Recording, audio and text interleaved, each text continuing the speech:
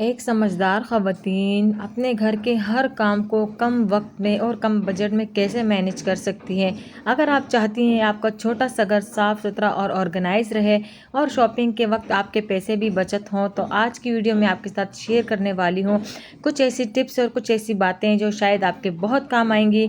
अस्सलाम वालेकुम, welcome back to my channel. उम्मीद करती हूँ आप सब खैरियत से होंगे। यहाँ पर आप देख सकते हैं कि मैं वाटरमेलन कट कर रही हूँ। ये जो है मेरी मम्मा ने भेजे थे, तकरीबन शाम का टाइम था और वो जो भी लाती हैं वो हमारे साथ ज़रूर शेयर करती हैं। अल्लाह उन्हें लंबी ज़िंदगी दे। तो ये मेरे फादर लेकर आए थे, तो उन्होंने जो है आधा जो है मुझे भेजा और आधा मेरी दूसरी सिस्टर को भेजा। तो यहाँ पर चीज़ को मैं कट करने लगी हूँ ताकि ये मैं फ्रिज में रख दूँ ताकि ये ठंडा हो जाए, क्योंकि इसको ठंडा खाने में ही मज़ा आता है। तो यहाँ पर इसको बस पीसेस में कट करती जा रही थी।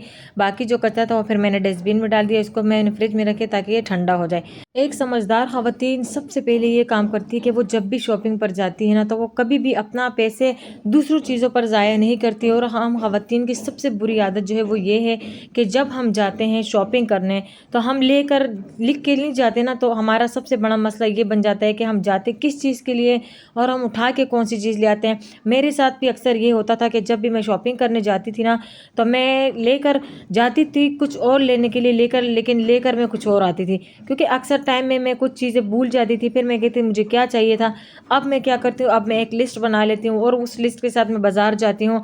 मैं वही चीज़ लेकर आती हूँ जिसकी मुझे ज़रूरत होती है, ना कि मैं वो चीज़ उठा के ले आती हूँ कि मुझे जिसकी ज़रूरत ही नहीं होती। तो इसीलिए मैंने अपने पैसे इस वजह से बहुत ज़्यादा बचत किए कि मैं एक लिस्ट बनाकर शॉपिंग करने जाती हूँ।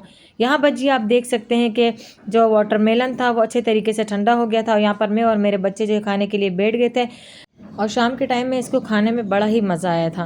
तो यहाँ पर जी वाटरमेलन खाने के बाद मेरे नेक्स्ट सुबह का आगाज़ हो चुका था। ये मैंने नेक्स्ट सुबह का आगाज़ है कि यहाँ पर जी मैं बनाने लगी थी पराठे और चाय, क्योंकि ज़ाहिर सी बात है सुबह का नाश्ता ही ज़रूरी होता है। हमें नाश्ता जो है वक्त पर करना चाहिए। जब हमारा नाश्ता वक्त पर होगा तो समझ लें कि हमारे घर की हर रूटीन जो है वक्त पर होगी। अगर आप सुबह जल्दी नहीं उठ पाती तो एक अलार्म लगा लें, सुबह उठने की आदत अपनाएं, क्योंकि आपकी सुबह जो है सबसे जो आपका दिन प्रोडक्टिव बनाएगा वो आपके सुबह उठने के टाइम है।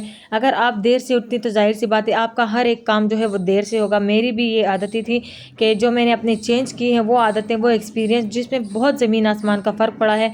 तो यहाँ पर जी सुबह उठकर नमाज़ पढ़ें, ज़िक्र अस्कार करें, अल्लाह पाक से दुआएं करें, क्योंकि सुबह का वक्त इतना पुरसुकून होता है ना कि आपको वो जो सांस लेने की खुशी होती है ना वो मिल ही नहीं सकती आपको किसी और टाइम। तो सुबह उठकर ख़ुद को प्रोडक्टिव बनाएं, ख़ुद के लिए कुछ टाइम दें। अगर सुबह उठकर आप अपने फेस का भी थोड़ा बहुत ख्याल रख लेंगी, सुबह उठने की आदत अपना लेंगी, उसमें आपको इतना टाइम मिलेगा, क्योंकि बच्चे सो रहे होते हैं, शौहर सो रहे होते हैं, तो उस टाइम जो है आप अपने फेस के लिए कुछ कर सकती हैं, कुछ मास्क बना के लगा सकती हैं, कुछ ना कुछ टाइम अपने लिए भी निकाला करें। यहाँ पर जी नाश्ता करने के बाद फिर अब बारी आती है अपने छोटे से घर को साफ़ सुथरा और ऑर्गेनाइज रखने की टिप्स। आप अगर सुबह उठेंगी ना तो समझे कि आपका घर जो है साफ़ सुथरा ऑर्गेनाइज है, क्योंकि वक्त पर नाश्ता हुआ, वक्त पर सफाई हुई। यहाँ पर जो देखें आप, मैंने पूरे घर को साफ़ सुथरा कर दिया है। फुल जो है मैंने चादरें भी सेट कर दी, यहाँ पे मैंने झाड़ू भी लगा दिया, पोछा भी लगा दिया। तो ये घर जो है मेरा साफ़ सुथरा हो गया, बस सिर्फ मेरे सुबह के उठने की जल्दी की रूटीन की वजह से। इसी तरह आपने एक और टिप्स को फॉलो करना है कि जब आप ग्रोसरी का सामान के लिस्ट भी बनाए ना, सबसे पहले तो आपने बनानी है लिस्ट। अगर लिस्ट बनाएंगे तो उसमें वो सामान लिखें जो आपकी ज़रूरत के हैं, जैसे चाय मसाले, जो बाकी सामान होते हैं, तो आपने वही लेकर आना है जो आपके बजट में हो, आपके महीने की ग्रोसरी में जो है शामिल हो। तो आपने बिल्कुल इन चीज़ों में जितना हो सके आपने इन चीज़ों में बचत करनी है। वही बचत जो है आप अपने बच्चों के लिए इस्तेमाल कर सकती हैं, बच्चों की ख्वाहिशें पूरे कर सकती हैं, क्योंकि जिनकी सैलरी 30 से 35 हज़ार होती है तो उनके लिए बजट में मैनेज करना बहुत ज़्यादा मुश्किल होता है और उसमें बचत करना भी बहुत ज़्यादा मुश्किल होता है। लेकिन आपके हाथ में है, अगर आप चाहें तो आप बहुत ज़्यादा बचत कर सकती हैं। इसी तरह ग्रोसरी की लिस्ट जब आप ग्रोसरी की लिस्ट बनाएंगी ना तो समझे कि आपके हर एक चीज़ तरतीब से होगी, आपका पूरा सिस्टम जो है वो सेट रहेगा। मैंने अक्सर लोगों के मुंह से सुना है कि ये फला बंदा बहुत कंजूस है, पैसे नहीं लगाता, बच्चों को जो है पैम्पर्स नहीं पहनाता। तो देखिए जब बच्चों का टाइम होता है ना पैम्पर पहनाने का, तो उसी टाइम आपने बच्चों के पैम्पर्स पहनाने हैं। जब आपको लगता है कि अब बच्चे का जो है मतलब बच्चे पर जो खर्चा है है वो अब कम होना चाहिए, तो आपने उस टाइम में ही कम करना है, क्योंकि मेरे भी बच्चे हैं, मैं उनको लेकर कैसे चलती हूँ ये मुझे पता है।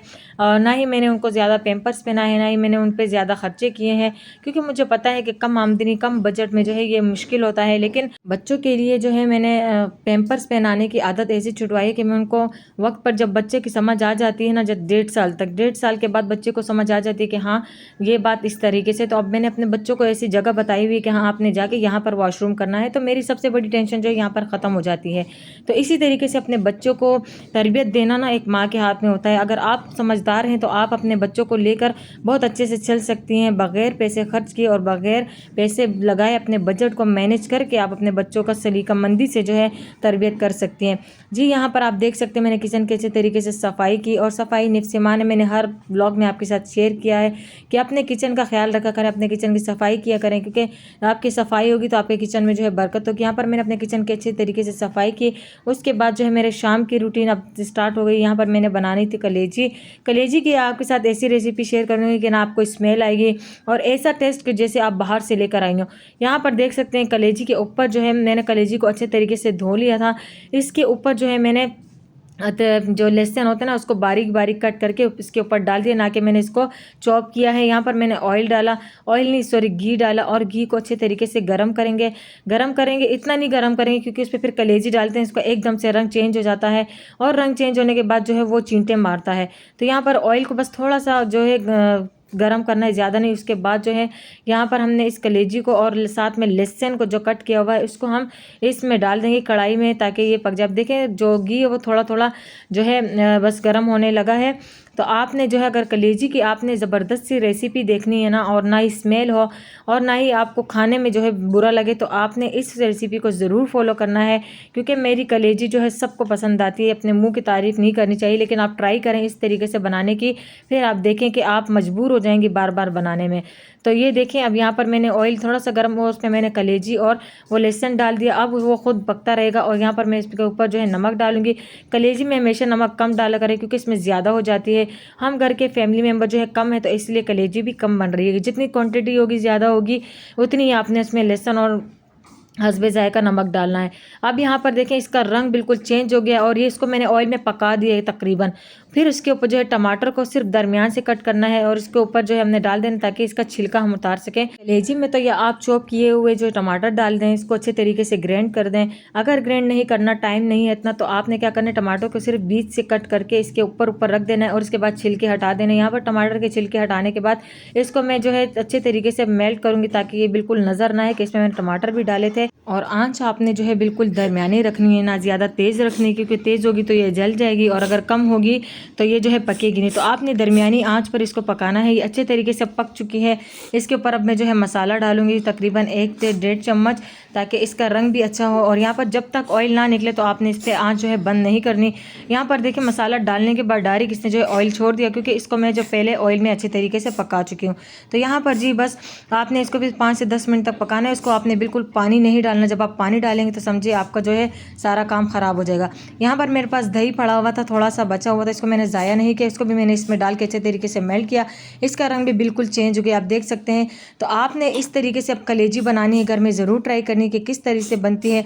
मुझे कमेंट पे फिर ज़रूर बताइएगा। यहाँ पर जी वीडियो को एंड करती हूँ। अल्लाह हाफिज़।